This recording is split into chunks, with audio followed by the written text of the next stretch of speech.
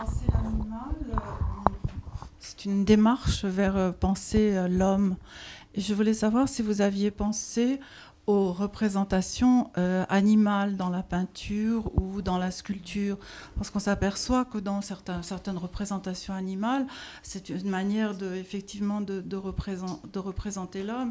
J'ai essayé en vous écoutant de faire la liste de tous les animaux que je voyais dans la peinture, au niveau des truites de Courbet, par exemple, les chevaux de Delacroix, par exemple, et puis comparer ça à l'univers comme les chevaux de Marly, ou comme l'Orige, ou comme les chevaux que j'ai vus en Turquie, représentant un Sabancı, un richissime mécène turc, etc.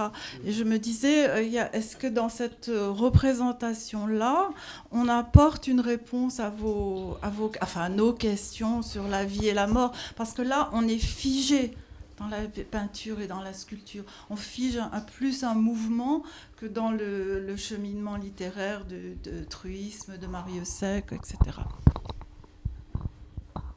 Bon, je vais pas revenir, je ne serais pas tout à fait d'accord sur figer. Oui, c'était peut-être pas le terme que vous souhaitiez employer. Évidemment qu'aujourd'hui, la question animale en art ne cesse d'intervenir même de façon exponentielle. Je dirais que si vous regardez les toutes dernières années, on a eu Hors-Piste à Pompidou qui traitait de la question. Ensuite, on a eu La beauté animale au Grand Palais. Je dirais qu'il y a en ce moment Bête de sexe à la Cité des Sciences. Il n'y a pas un moment où, que ce soit du point de vue des expositions artistiques ou des expositions de type didactique, on ne se retrouve avec cette question-là. Et la commissaire de l'exposition, par exemple, de beauté animale, précisait qu'elle avait construit, entre autres, l'itinéraire de cette exposition pour aboutir à la sculpture Pompon et aussi à l'ours de Ayot, d'accord, qu'on retrouve dans Le visible et le caché. Et c'était pour montrer, en quelque sorte, d'une part, un animal qui n'a plus de territoire, avec Ayot, d'accord, qui est dans une telle visibilité qu'il en est presque transparent, puisque c'est un ours blanc sur un fond blanc. Et le seul pan de nature, finalement, qu'on trouve dans le tableau, si mes souvenirs sont bons, c'est un très petit bout de végétation tout en haut, comme une trace, un simulacre. Voilà. Et puis, voilà, il y avait l'ours Pompon. Donc, c'est un peu lourd ce que je dis au niveau signifiant, mais bon, c'est la commissaire qui s'appelait Errand, qui retraçait, qui s'adressait à un grand public et qui avait une volonté de rendre compte de ce dont vous parlez. Donc oui, il me semble qu'en peinture, c'est fondamental. Ah oui, je pense que... En performance, en danse, en cirque... Là aussi, la question, ça a toujours été présent. Là aussi, ça rejoint la question de l'historique ou pas. Lascaux, suffit à montrer qu'effectivement, il y a, depuis le début de l'art, certainement, cette question-là, entre autres.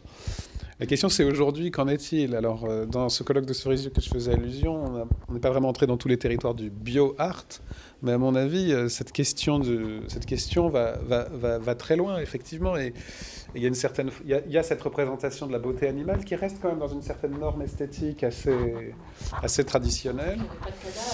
Et il y a cette contestation de ça dans des expérimentations esthétiques qui peuvent être compliquées et passionnantes. Et donc la question aujourd'hui, c'est que la représentation de l'animal n'est plus la seule manière de faire de l'art avec l'animal, et ça peut poser beaucoup de problèmes. Mais en tout cas, ce qui est intéressant de mon point de vue aussi, c'est cette polarisation de la question de l'animal, cette forme de... Ça peut passer par des choses apparemment classiques, qui ne sont pas figées, parce qu'à l'époque c'était le mouvement, mais représenter le mouvement, c'est le problème même de la contradiction de l'art d'une manière générale. C'est pas seulement pour l'animal. Un homme qui court aussi, on est forcé de le stabiliser. Même le cinéma, c'est des photos qu'on fait défiler. Donc ça, c'est le paradoxe.